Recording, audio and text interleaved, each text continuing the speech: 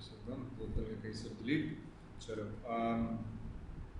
So what we do now is NURBS modeling. ठीक है. Basically कोई भी चीज़ हम जब मॉडल करते हैं तो either we have polygon models या हमारे पास NURBS models होते हैं. ठीक है. ये कुछ शेप्स हैं जो प्री डिफाइंड मौजूद है, मतलब पहले से हमारे पास मौजूद है. अगर हम पॉली में जाए तो पॉली क्यूब वगैरह ये पहले से मौजूद है. इन्हीं शेप्स को इस्तेमाल करते हुए फिर हम दूसरे ऑब्जेक्ट्स बनाते हैं. ठीक है. लेकिन तीसरा एक बड़ा ज़बरदस्त तरीका है माया में, वो है कर्व मॉडलिंग का. कर्व मॉडलिंग में क्या होता है बेसिकली कि आपको कर्व टूल से पहले किसी भी ऑब्जेक्ट का एक बेसिक कर्व बनाए और फिर उस बेसिक कर्व के हिसाब से उसके शेप को हम फॉर्म कर लेते हैं. इसको हम कर्व मॉडलिंग कह लें, सरफेस मॉडलिंग कह लें, जो आपका दिल चाहे कह लें. अगर आप पुराना वर्जन माया का यूज़ कर रहे हो तो उसमें मॉडलिंग के साथ यहाँ पे पॉलीगॉन और नर्व्स या सरफेस मॉडलिंग अलग करके मेन्यू में होगा. 2016 में ये दोनों एक साथ करके दे दिए. तो मॉडलिंग के अंदर ही हमारे पास वो मैश ये पॉलीगॉन मॉडलिंग के लिए यूज़ होते हैं और फिर कर्व्स आते हैं हमारे पास में. अगेन कर्व्स क्रिएट करने के 3-4 तरीके हैं. If I go into create NURBS curve और यहाँ पे क्लिक किया ताकि ये मेन्यू अलग हो जाए. तो CV curve tool, CV stands for control vertex. Control vertex curve tool का मतलब ये कि जब आप एक क्लिक किया, दूसरा क्लिक किया, तीसरा क्लिक किया, चौथा क्लिक करेंगे, 4 क्लिक्स के बाद जाके वो शेप बनता है. इसका पहला मकसद तो ये कि आपका एक बेसिक कर्व बनाने के लिए उसको 4 क्लिक्स चाहिए और फिर जब आप 5वां क्लिक करोगे तो अगेन वो पिछले 4 कर्व के पॉइंट्स को कंसिडर करते हुए या पिछले 3 पॉइंट्स को कंसिडर करते हुए देखेगा कि अब अगला कर्व का डायरेक्शन क्या होनी चाहिए. फिर मैंने एक और डायरेक्शन क्लिक की तो अब उसने इन तीनों को कैलकुलेट करते हुए अब उसका यहाँ पे किया. तो वो इन 3-4 पॉइंट्स जहाँ पे आप क्लिक करोगे उसके दरमियान में ऑटोमेटिकली वो इंटरप्रेट करता है कि यार मेरा कर्व स्मूथ या एक कर्व फॉर्म में कैसे बनना चाहिए. तो इन अदर वर्ड्स जहाँ पे आप क्लिक करोगे वहाँ पे आपका कर्व नहीं बनेगा, लेकिन कर्व आपका स्मूथ ज़रूर बनेगा. एक गोल में अच्छे डायरेक्शन के अंदर खुद ही बन रहा होता है. तो एक तरीका ये है कर्व बनाने का. ये मैं कम यूज़ करता हूँ क्योंकि इसमें सबसे बड़ा डिसएडवांटेज ये है कि अगर आपको कोई भी शेप बनाना है और वो शेप चेंज हो रहा है तो आपको एग्जैक्टली पता नहीं चलता कि भाई वो कहाँ पे कर्व जाएगा. तो आपकी इसके कर्व को आप कंट्रोल नहीं कर सकते. ठीक है. तो वो ऑटोमेटिकली इंटरप्रेट करते हुए पॉइंट्स हमने यहाँ पे रखे, लेकिन वो कर्व आपके हिसाब से बनाएगा. तो sometimes it is okay, sometimes ये जो है थोड़ा सा टिपिकल तरीका रहता है, मुनासिब नहीं रहता. हर किसी का अपना तरीका है यूज़ करने का. फिर EP कर्व टूल जो मुझे अपने हिसाब से ज़्यादा मुनासिब लगता है. EP भी उसी तरह से कर्व बनाता है, लेकिन फ़र्क सिर्फ इतना है कि जहाँ पे आप क्लिक करोगे वहाँ पे कर्व बनेगा एग्जैक्टली उसी हिसाब से. ऑब्वियसली वो उसके टेंजेंट्स को एडजस्ट कर रहा होता है. टेंजेंट्स मैथमेटिकली आपकी कर्व की ओरिएंटेशन और उसकी डायरेक्शन को टेक्निकली या उसकी जो कर्वेचर है उसको कंट्रोल करता है. कर्वेचर मीन्स जो गोलाई है आपके कर्व की उसको वो कंट्रोल कर रहा होता है. तो ये जो आप क्लिक करेंगे सिर्फ वो टेंजेंट को कंट्रोल करेगा, लेकिन पॉइंट और आपका कर्व आपके पॉइंट से ही क्रॉस करेगा. ठीक है. तो इसीलिए इसको हम कहते हैं EP exact point curve also. हाँ, वो चेंज एडिटिंग सब हो सकती है. अभी सिर्फ टूल क्रिएशन के हिसाब से बता रहा हूँ कि कर्व बनने के बाद सारे कर्व एक जैसे ही हैं. ठीक है. बनने के बाद कर्व सारे एक जैसे ही हैं, एक ही बिहेवियर है, एक ही तरीका है, सबको हम चेंज कर सकते हैं. Once you create you can now edit it as well. ठीक है. और इसको एंटर प्रेस करेंगे तो टूल आपका कंप्लीट हो जाएगा, कर्व कंप्लीट हो जाएगा. EP कर्व टूल में आऊँ, CV में आऊँ, बेजियर में आऊँ या किसी में भी फॉर एग्जाम्पल तो मैं क्लिक एंड ड्रैग करूँगा तो आपको लाइन बना देगा. फिर जहाँ पे क्लिक करके माउस को छोड़ा तो वहाँ पे लाइन कंप्लीट हुई. फिर अगला पॉइंट, तो क्लिक एंड ड्रैग किया तो पॉइंट आपका एडजस्ट हो रहा है जिस हिसाब से आपको देखो कि यार यहाँ पे कर्व मुझे मुनासिब है, मैं आपके टेंजेंट्स को एडिट कर सकता हूँ. फिर मैंने कहा यार ये पॉइंट गलत हो गया, मुझे इसको अंडू करना है, तो back space back space back space. In other words curve के पॉइंट्स को कंट्रोल Z की जगह पे आप बैक स्पेस करोगे सिर्फ कर्व के पॉइंट्स के लिए. वो प्रीवियस पॉइंट जो आपने प्लेस किया था उस पॉइंट को ऑटोमेटिकली अंडू कर देगा. क्लिक क्लिक क्लिक, मैंने कहा गलत हो गया, बैक स्पेस, फिर यहाँ पे क्लिक, फिर बैक स्पेस, फिर क्लिक. वो आपकी मर्जी, फिर आप जिस तरीके से इसको फॉर्म करना चाहें. ठीक है. तो उसके बाद एंटर प्रेस किया, कर्व टूल आपका कंप्लीट हो गया. फिर थर्ड हमारे पास Bezier curve tool. Bezier is more same curve tool, लेकिन थोड़ा कंट्रोल उसमें हमारे पास ज़्यादा आ जाता है. बेजियर में क्या होता है कि मैंने क्लिक किया, ड्रैग किया, क्लिक किया, ड्रैग किया, वही पॉइंट्स जहाँ पे मैं क्लिक करूँगा वहाँ पे बन रहे हैं. फ़र्क सिर्फ इतना है कि अब मुझे वो उसके टेंजेंट्स को मैन्युअली कंट्रोल करना की इजाज़त दे रहा है. आई कैन मैन्युअली स्पेसिफाई कि मेरे कर्व की डायरेक्शन इस तरफ हो या इस तरफ हो, कम हो, ज़्यादा हो, किस तरीके से. तो इससे मुझे और ज़्यादा मैन्युअली कंट्रोल मिल जाता है कि मैं अपने कर्व को बना सकूँ. मैंने क्लिक किया, अभी मैंने माउस के बटन को छोड़ दिया तो I am in free mode. मैं फिर मिडिल माउस से क्लिक करके इसके दोबारा से एडिट भी कर सकता हूँ. जो पॉइंट मैंने प्लेस किया था मैंने कर्सर हटा दिया, अब इसकी लोकेशन मुझे एडिट करनी है. इससे पहले कि मैं आगे जाऊँ ड्यूरिंग क्रिएशन मोड, अभी मैंने कर्व को एंटर प्रेस करके कंप्लीट नहीं किया, अभी स्टिल मैं उसकी क्रिएशन मोड के अंदर हूँ, मैं मतलब कर्व अभी भी मैं बना रहा हूँ। तो इसको मैं एडिट करने के लिए मिडिल माउस और फिर ड्रैग करता हूँ। तो अगर आपने क्लिक एंड ड्रैग, इससे एडिट पॉइंट आ गया, click and drag edit point, या मिडिल माउस से उठा के मैं इसकी लोकेशन को भी चेंज कर सकते हैं, इसके कर्व की ओरिएंटेशन को भी अगर हमें चाहें तो एडिट कर सकते हैं। Once we complete press enter, enter press किया, ये भी कर्व हो गया। इसी तरह से pencil curve tool, pencil curve tool क्या करेगा कि जहाँ पे आपकी पेंसिल एग्जैक्टली माउस के डायरेक्शन में जाएगी वहाँ पे कर्व बना देगी, ठीक है। तो अब आप फेस हो गया, कार हो गई, बॉडी हो गई, सोफा हो गया, कुछ भी हो गया, तो समटाइम्स कर्व से ज़्यादा आसान हो जाता है। ये एक और मॉडलिंग का तरीका है, ज़रूरी नहीं कि हम कर्व को यूज़ करें, कुछ लोग सिर्फ पॉलीगॉन पे डिपेंड करते हैं, कभी कभी हमें मिक्स एंड मैच करना पड़ता है कि कुछ ऑब्जेक्ट्स कर्व से आसानी से बन जाते हैं, जल्दी बन जाते हैं, कुछ ऑब्जेक्ट्स देर से बनते हैं। फेस मॉडलिंग फॉर एग्जांपल है, तो वो बड़ी आसानी से पॉलीगॉन से भी हो जाती है।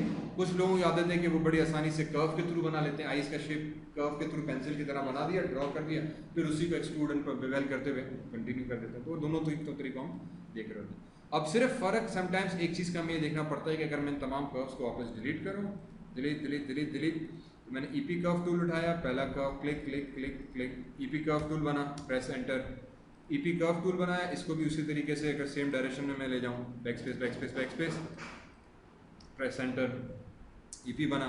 बेजियर को भी अगर हम बनाने बैठे हैं तो बेजियर का भी वही तरीका है कि आप उसके कंट्रोल को कंट्रोल कर सकते हो। अगर आपने क्लिक एंड ड्रैग नहीं किया तो वो उसकी एजेस को शार्प कॉर्नर में कन्वर्ट कर देगा ऑटोमेटिकली। प्रेस एंटर, सॉरी, तो आपका कर्व बन गया। पेंसिल टूल, तो पेंसिल को भी जहाँ पे आपका माउस का कर्सर जाएगा उस हिसाब से वो शेप बना देगी। तो गाड़ी हो गई, फेस हो गया, कुछ भी ऑब्जेक्ट्स हो गया, उसको बड़ी आसानी से हम कन्वर्ट कर सकते हैं। Once you create these curves, अब ये सिंपल कर्व हो गए। अब ये क्रिएशन के सिर्फ तरीकेकार हैं, बनाने के बाद सब के सब कर्व हो गए। अब इसको एडिट करने गए तो आपने कर्व सेलेक्ट किया, राइट क्लिक किया एंड एडिट पॉइंट्स में गए, या कर्व पॉइंट्स में गए, या कंट्रोल वर्टेक्स में गए। इसी तरह से मैंने इसको सेलेक्ट किया, right click, edit point, curve point, control vertex, same चार ऑप्शंस यहाँ पे आ गए। राइट क्लिक किया, कर्व पॉइंट, कंट्रोल वर्टेक्स, ये बेजियर था इसीलिए इसमें अब ये नया है तो इसमें कंट्रोल वर्टेक्स एक कर्व पॉइंट है, एडिट पॉइंट नहीं है। पेंसिल के अंदर गए, कंट्रोल वर्टेक्स, इसके अंदर भी हमारे पास बाकी तीनों चीज़ें मौजूद है। सिर्फ बेजियर के अंदर ये एडिट पॉइंट वाला नीचे वाला एक ऑप्शन नहीं है, बाकी तीनों के अंदर वो चीज़ मौजूद है। दूसरी चीज़ सिर्फ जो नोट करने वाली ये है कि अगर मैं तीनों को एक साथ सेलेक्ट करके राइट क्लिक, एडिट पॉइंट, या इसको राइट क्लिक करके चले जाते हैं कंट्रोल वर्टेक्स में, इसको भी राइट क्लिक करके कंट्रोल वर्टेक्स, इसको भी राइट क्लिक करके कंट्रोल वर्टेक्स, तो मैं एट अ टाइम 3-4 भले अलग अलग ऑब्जेक्ट्स हैं पर उनको एडिट हम कर सकते हैं। दूसरी चीज़ माया में सबसे ज़बरदस्त जो है कि आप अब ये अलग कर्व एक अलग ऑब्जेक्ट, ये कर्व एक अलग object, this curve is a separate object, ये अलग, चार अलग ऑब्जेक्ट्स हैं पर चारों को शिफ्ट सेलेक्ट करके आप एडिट मोड में गए, एडिट करके हम दोबारा से सेलेक्ट कर सकते हैं। तो मैं चारों को एक साथ एडिट कर सकता हूँ। फ़र्क सिर्फ थोड़ा सा इनका जो देखने वाला ये होता है कि किसी भी के अंदर आपको वर्टेक्स कम नज़र आएंगे, किसी में आपको वर्टेक्स थोड़े से ज़्यादा नज़र आएंगे, इसके अंदर और ज़्यादा हैं, और जो पेंसिल वाले बनाए थे उसमें बहुत ज़्यादा वर्टेक्स। ठीक है, फ़र्क सिर्फ इतना आ जाता है कि समटाइम जब आप बनाते हो तो उसके कंट्रोल वर्टेक्स या नंबर ऑफ वर्टेक्स कितने हैं उस पर डिपेंड आया। ठीक है, कि जो सीवी थी उसके अंदर बिल्कुल कम होते हैं क्योंकि ऑलरेडी आप अपने हिसाब से बनाते हो तो कर्व उस हिसाब से एडजस्ट हो जाता है। जो ईपी था उसके अंदर थोड़े से ज़्यादा होते हैं। जो आपका बेजियर था उसमें जहाँ जहाँ आपने क्लिक किया तो एग्जैक्टली उतनी होती, वो और एक्स्ट्रा खुद ऐड से नहीं कर रहा होता। पेंसिल क्योंकि वो आपकी डायरेक्शन को फ्लो कर रहा होता है तो अपनी मर्जी से बेतहाशा कर्व्स पॉइंट सेट कर देता है कहीं पे वो, और वो खुद ही एडजस्ट करता है कि कहीं पे ज़्यादा होंगे, कहीं पे कम होंगे, कहीं पे एकदम वर्टेक्स ज़्यादा हो जाएंगे, कहीं पे कम होंगे। तो इवेंचुअली आखिर में जब हम मॉडलिंग करने जाते हैं तो हमें सिर्फ ख्याल ये रखना पड़ता है कि यार मैं कितने वर्टेक्स के साथ काम कर रहा हूँ, और फिर ये वो वर्टेक्स है जिनको मैं सेलेक्ट करके I can edit the shape as well. मैं इनके बिहेवियर को दोनों को इकट्ठा भी एडजस्ट कर सकता हूँ, मैं चाहूँ तो अलग से भी एडजस्ट कर सकता हूँ। ठीक है, इस राइट क्लिक किया, ऑब्जेक्ट मोड में आ गए सकते हैं, object mode and finally object mode. ठीक है, और इसको भी ऑब्जेक्ट मोड में लिया, चलो ये चारों ऑब्जेक्ट मोड में आ गए। अब किसी भी कर्व में जाएंगे तो मुझे तीन चीज़ें नजर आएंगी। पहली चीज़ कि इसको राइट क्लिक किया, ईपी, ईपी मतलब एग्जैक्ट पॉइंट, तो कर्व के ऊपर जो एग्जैक्ट पॉइंट था वो क्या था। ठीक है, तो आप एग्जैक्ट उस पॉइंट को भी कंट्रोल कर सकते हो।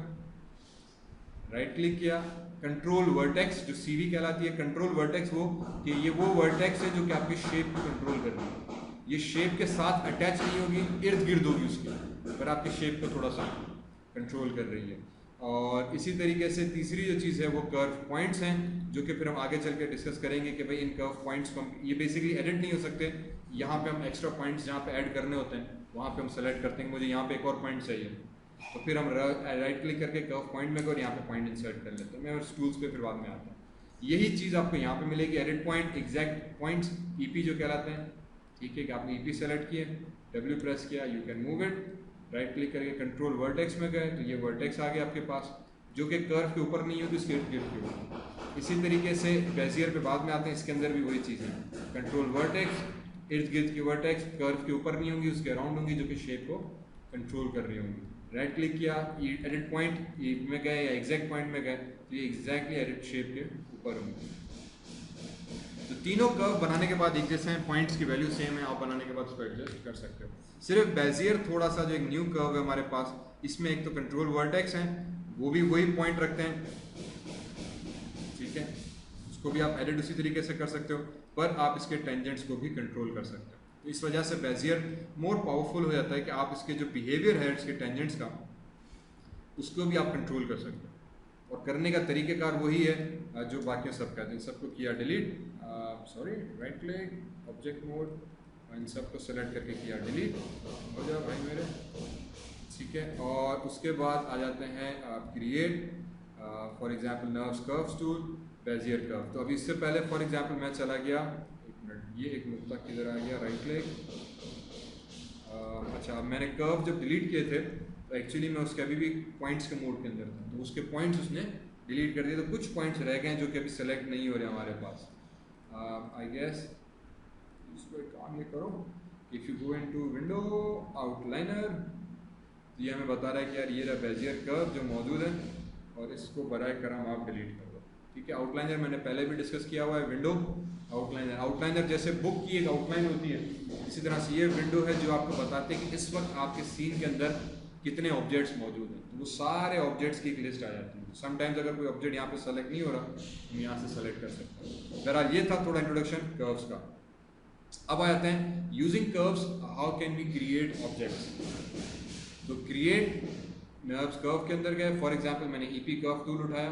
अब कर्व के साथ आपको एक ऑब्जेक्ट की आउटलाइन उठानी है, हमें हर ऑब्जेक्ट की आउटलाइन करनी है। फॉर एग्जांपल मुझे बॉटल बनानी है, तो मैंने कहा यार एक बॉटल यहाँ से स्टार्ट हुई, अगर ये मेरी सेंटर लाइन है, यहाँ से स्टार्ट हुई, ये बॉटल के शुरू का हिस्सा आ गया, ये बॉटल का मैंने कहा मिड आ गया, और फिर ये थोड़ा सा मेरे पास बॉटल का एंडिंग पॉइंट आ जाएगा, और इसको उठा के मैंने यहाँ तक कर दिया, एंटर, कर्व कंप्लीट हो गया।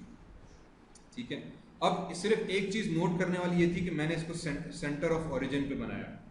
वजह उसकी ये कि नर्व्स कर्व के अंदर सबसे बड़ा जो एक समटाइम्स इनिशियली जो लोगों को कन्फ्यूजन वाला प्रॉब्लम आता है वो ये आता है कि आप कोई भी कर्व बनाओ। फॉर एग्जांपल मैंने यहाँ पे कर्व सेम चीज़ बनाई, ठीक है, इधर से यहाँ से यूँ तक, तो मैंने कहा यार इसको थोड़ा सा यूँ कर लेते हैं, और ये करके यूँ बॉटल आ गई मेरे पास, ठीक है। अब ये पॉइंट गलत पड़ गया क्योंकि इसका बेसिक कर्व जो था उसने नीचे कर दिया। अगर ये बेजियर होता तो मैं इस टेंजेंट को कंट्रोल कर सकता हूँ, पर मैंने ईपी उठाया तो मैं इस टेंजेंट को कंट्रोल नहीं कर सकता, तो मैंने बैक स्पेस किया, एक कर्व इधर बनाया, फिर दूसरा पॉइंट, मैंने कहा यार अभी भी सही नहीं बना, एक पॉइंट इधर, अब जाके थोड़ा सा उसने, क्योंकि वो पॉइंट्स के बीच में डिस्टेंस ज़्यादा हो गया था तो वहाँ से कर्व घुमा रहा था, वो सर्व नहीं बना रहा था। फॉर एग्जाम्पल मैंने इसको बनाया, मैंने एंटर प्रेस किया, कर्व तो बन गया।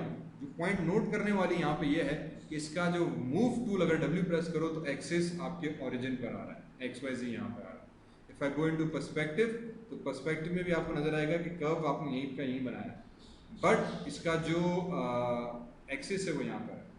ठीक है, ये एक चीज़ है जो कि आपको कर्व्स के अंदर हमेशा याद रखनी है। मैंने CV कर्व टूल उठाया, मैंने यहाँ पे एक कर्व करके बना दिया, प्रेस एंटर, W ऑलरेडी मेरा प्रेस्ड है, मूव टूल इसके ओरिजिन पर आएगा।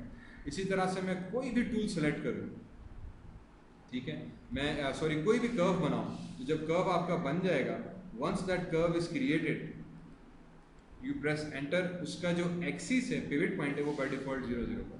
वजह उसकी ये कि माया को पता नहीं चलता कि आप कहाँ पे कर्व बना रहे हो टेक्निकली, ठीक है, उसको एग्जैक्टली नहीं पता कि आपका कर्व शुरू कहाँ से हुआ, कैसे हुआ, तो उसको पिवट पॉइंट पर एडजस्ट करना बड़ा मुश्किल हो जाता है। तो व्हाट माया डज इज कि आपके हर कर्व के अंदर बाय डिफॉल्ट कहीं भी आप कर्व बनाओ, उसका पिवट पॉइंट आ जाएगा ओरिजिन के ऊपर।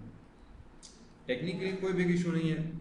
इशू तब आता है जब आप इसका, मेरे भाई यार ये कौन से मूवी में चले गए थे, राइट के अंदर, बॉटम व्यू के अंदर थे, ओके बॉटम व्यू के अंदर चले गए। चले, प्रॉब्लम ये आएगी जब आप इस कर्व का शेप बनाओगे। फॉर एग्जांपल मैंने एक शेप उठाया, मैं आ गया आप सरफेस के अंदर। अब इस सरफेस के अंदर ये सारे जो टूल्स हैं, basically these tools allows us to create an object from this shape. मैंने सिर्फ उसकी एक आउटलाइन बनाई, आउटलाइन बनाने के बाद फॉर एग्जांपल मैंने एक टूल कर दिया रिवॉल्व। रिवॉल्व क्या करेगा कि इसके ओरिजिन को उठाएगा और उसके ओरिजिन को खींच के उसके गिर्द उसी शेप में एक शेप बना देगा। ठीक है, मैंने रिवॉल्व पे क्लिक किया, बड़ा शेप बन गया। पर्सपेक्टिव में चले गए तो कुछ इस तरीके का शेप बना। ठीक है, अब हम उम्मीद ये कर रहे थे कि बॉटल बनेगी, बन कुछ और गया। वजह उसकी ये कि मैंने शेप को ऑलरेडी फ्लैट करके बनाया ग्रिड के ऊपर।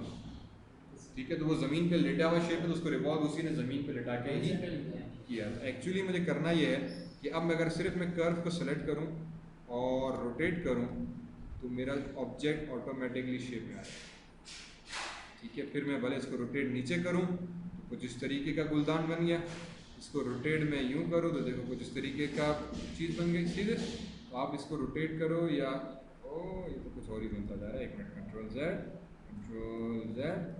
ठीक है, इसको उठाओ और वापस ऊपर ले गए, ये आपका शेप। ठीक है, इफ आई कम हेयर, इसको 90 डिग्री से लिख लेते हैं, इसको भी 0 कर दिया, बाकी वैल्यूज को इसको भी सॉरी 90 डिग्री माइनस 180 है, तो ये आपका कर्व पर सही है। ठीक है, अगर ऐसा प्रॉब्लम हो रहा है तो आपको सिर्फ इसकी कर्व की डायरेक्शन को एडजस्ट करना पड़ेगा। तो माया में ये कि अब क्योंकि आपका शेप जो है बेसिकली वो उस कर्व के हिसाब से बन रहा है, तो अगर मैं कर्व को सेलेक्ट करूं, W प्रेस करूं, तो कर्व को मूव करूंगा तो ऑटोमेटिकली शेप भी बड़ा होता जा रहा है। मैं कर्व को एडजस्ट किया तो मेरा शेप उस हिसाब से एडजस्ट हो रहा है। अब ये क्यों हो रहा है? बेसिकली माया क्या करता है कि कंट्रोल जेड, आपका कर्व उठाया, सेंटर पॉइंट उठाया और सेंटर पॉइंट से गोल दायरा खींचना शुरू कर दिया। ये वही है कि हम जैसे नहीं मैट्रिक में प्रोटेक्टर यूज़ करते हैं, प्रोटेक्टर कहते हैं कंपस, सॉरी, तो कंपस की एक निब सेंटर पेज पे रखते थे, मेजर करके फिर उसके इर्द गिर्द, ये भी वही चीज़ कि सेंटर नेब उठाया और इर्द गिर्द घुमा दिया। आपको घुमाने से कि जो शेप क्रिएट हो रहा है वो शेप सिर्फ आपके पूरे कर्व के शेप को उठा के घुमा रहा है, वो ऑब्जेक्ट बन रहा है। इसीलिए वो सेंटर पॉइंट बहुत ज़रूरी है कि उसका सेंटर कहाँ पर है। अगर आपका सेंटर फ्लैट हो गया तो शेप हमारा फ्लैट हो गया था। ठीक है, फॉर एग्जाम्पल इसको वापस मैं लिटा देता हूँ तो शेप आपका ऐसा हो जाएगा। मैंने सेंटर को थोड़ा सा एडजस्ट सही कर दिया तो हमारा सेंटर शेप ऑब्जेक्ट सही हो गया या कुछ भी। ठीक है, इसको वापस माइनस 180 कर लेते हैं, सॉरी माइनस 180, ओके एक ही हो गया, सॉरी माइनस 180 का, नॉट 80, माइनस 180 डिग्रीज। ये शेप मेरा अपने हिसाब से। इसी हिसाब से अगर मैं इसको बड़ा शेप को उठाया, W से दूर कर दिया, तो हुआ क्या कि बेसिकली सेंटर तो वहीं पर है, शेप दूर होता चला गया। तो जब शेप दूर होता चला गया तो उसका दायरा सर्किल बड़ा हो गया, सर्किल बड़ा हो गया तो इवेंचुअली आपका ऑब्जेक्ट भी लॉन्गिट्यूड। तो ये वही सिंपल ग्राफिक्स की प्रिंसिपल्स हैं कि आपके ओरिजिन से वो कंपेयर कर रहा है कि आपका शेप कितना दूर है। इसी वजह से मैंने कहा था शुरू में कि आप ऑब्जेक्ट जहाँ बना रहे हो उस पर मैटर करता है। अब फॉर एग्जाम्पल मैंने इसको उठाया, इसको किया डिलीट, वापस इसको सेलेक्ट किया, सरफेस में गए, रिवॉल्व कर दिया। ये सिर्फ रिवॉल्व टूल का मैं बता रहा हूँ, बाकी हर टूल का अलग अलग फंक्शन है, पर उसका भी पिवट पॉइंट के हिसाब से, सेंटर के हिसाब से बिहेवियर सबका सेम ही है।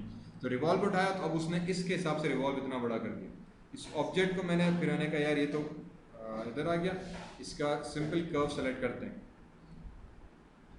तो जैसे मैं कर्व को सेंटर के करीब ला रहा हूँ तो सर्किल का इनर दायरा जो है वो कम होता जा रहा है। ठीक है, मैंने कहा यार ये तो गलत बन गया।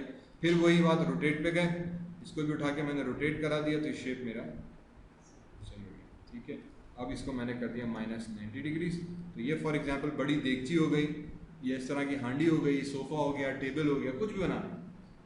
ठीक है, ऑब्वियसली बनाना मुझे बॉटल थी, पर क्योंकि पिवट पॉइंट बहुत दूर हो गया था, ये कुछ देगची टाइप बन गया बहुत बड़ा, क्योंकि उसका सेंटर से बड़ा हो गया था। अब इसी को ही मुझे सिर्फ क्या करना है, कर्व को W प्रेस करते हुए सेंटर के करीब लेकर आ जाऊँगा। तो ये मेरा क्या कहते हैं उसको सिंधी में, जब अचार ठाइना बरनी आ रही, अचार वाली बरनी बन गई। ठीक है ना, तो अगेन अब ये चीज़ अगर मैं पॉलीगॉन से करूँ तो शायद मुझे 10 मिनट लगे, पर यही चीज़ कर्व से मैं 2 मिनट में कर लेता हूँ। अगर मुझे उसका कर्व बेसिक पता है, रिवॉल्व पता है, ट्रक किया, शेप बनकर आ गया।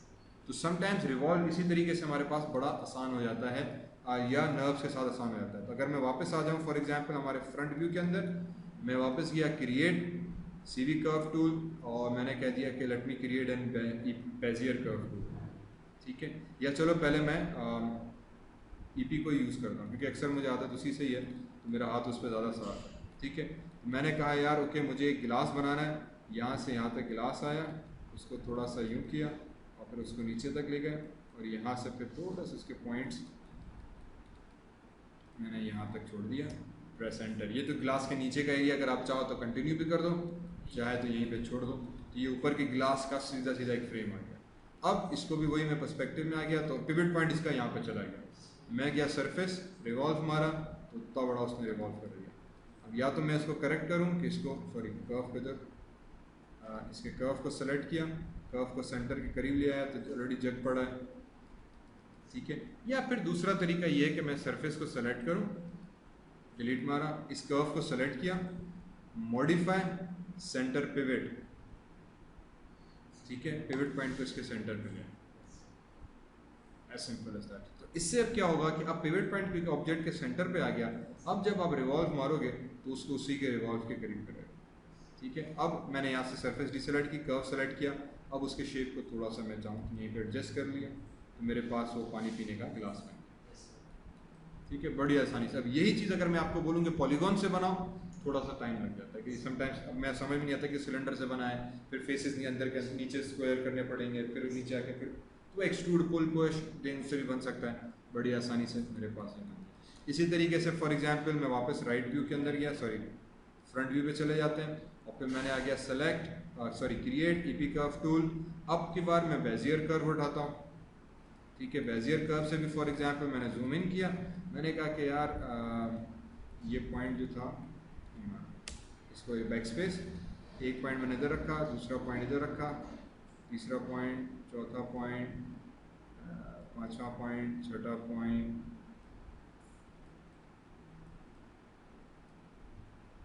एक्चुअली मुझे बनाना था एंटर, तो मैंने कुछ बन गया, मुझे बनाना था वो पेप्सी का कैन एक्चुअली, ठीक है। तो शेप थोड़ा सा गलत हो गया। अब मुझे बनाने के बाद में मैं एडिट करना चाह रहा हूँ, तो I can write click edit, मैं यहाँ पे ले आया, मैंने कहा यार ये जो पॉइंट्स हैं जूम इन करो, वही वर्टेक्स हैं बेसिकली, अब आपके ऊपर एक आप उसको किस तरीके से कंट्रोल करना चाह रहे हो। ये 2 पॉइंट्स थे, मैंने कहा यार इनको थोड़ा सा करीब ले आओ, इनके जो वर्टेक्स है उसको इधर ले आओ, इसको सेलेक्ट करके आई थिंक ऐसे ही रखा जाए, इसको रखो, इस होल को सेलेक्ट करके इसको यूँ कर दो ताकि ये कैन का वो अंदर का हिस्सा बन जाएगा, और फिर उसके बाद ये चीज़ अगेन इसको ऐसे रखते हैं, और इसका भी जो सिर्फ होल था वो यूँ कर देते हैं, ठीक है। यूँ ही होता है ना कैन, थोड़ा बहुत चले रफली यू गेट द आइडिया ये क्या करना है, ठीक है। और इसकी वर्टेक्स ये रहे, इसको थोड़ा सा बाहर निकाला,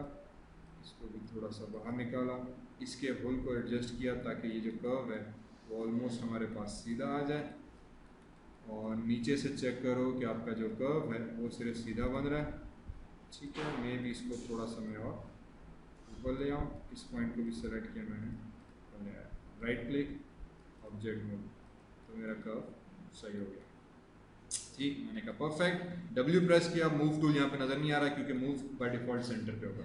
तो बेस्ट ऑप्शन ये होता है कि हम चले गए क्रिएट मॉडिफाई सेंटर पिवट, इससे क्या होगा कि पिवट पॉइंट आपका सेंटर पे हो जाएगा। अब रिवॉल्व वो इस वक्त जब मैं करूँगा तो बाय डिफ़ॉल्ट इस सेंटर पॉइंट से करेगा, मुझे पता है कि मुझे रिवॉल्व इस लाइन से कराना है क्योंकि यहाँ पे मैंने लाइन ख़त्म की है, तो मैं चाह रहा हूँ कि यार ये मेरा सेंटर हो, तो बड़ी आसानी से हम इंसर्ट प्रेस करके W, और मैंने कीबोर्ड से इंसर्ट प्रेस किया, मेरा इंसर्ट किधर गया, ठीक है, और इंसर्ट प्रेस करके मैंने पिवट पॉइंट को चेंज करके डिफरेंट लोकेशन पर ले गया, वापस इंसर्ट प्रेस किया, मेरा पिवट पॉइंट एडिट हो गया। अब ऑटोमेटिकली मुझे पता है कि यहाँ से एडजस्ट करेगा।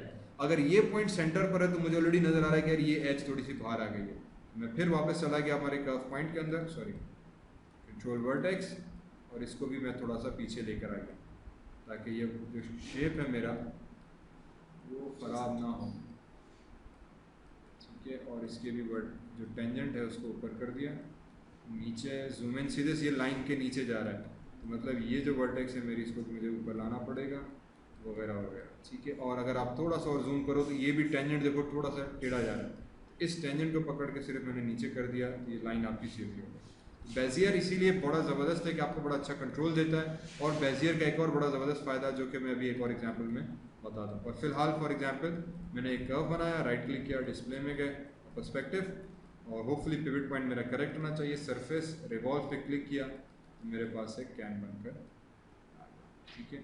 नीचे से भी लाइन, ऑब्वियसली थोड़ा सा होल रह गया। अब इस होल को अगर बंद करना है, वही राइट क्लिक, कंट्रोल वर्टेक्स, इस वर्टेक्स को पकड़ो, जैसे ही आपने बंद किया तो अगर आप इसको पीछे ले गए होल बड़ा हो जाएगा, डिपेंडिंग ऑन दैट कि how you want to create it. इसी तरीके से ऊपर से आ गए तो मैंने कहा यार ऊपर वाला भी जो होल था वो मुझे एडजस्ट करना है, तो I can select this vertex और इसको उठा के मैंने इधर ले आया तो ये बन जाएगा, ठीक है।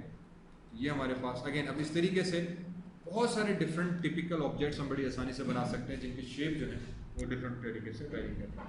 अच्छा है, ओह चार्जिंग हैंग ऑन। अच्छा हाँ, अब जो एक आखिरी चीज़ इससे पहले कि मैं आगे बढ़ूँ, why this geometry is black. अब ब्लैक होने की दो तीन वजूहत हैं। वजह बेसिकली एक माया जब ज्योमेट्री बनती है तो उसका बाय डिफ़ॉल्ट टू साइडेड होती है जो पॉलीगॉन बनाता है, ठीक है। टू साइडेड से मकसद ये कि आप कोई भी सरफेस उठाओ उसके दो साइड होते हैं,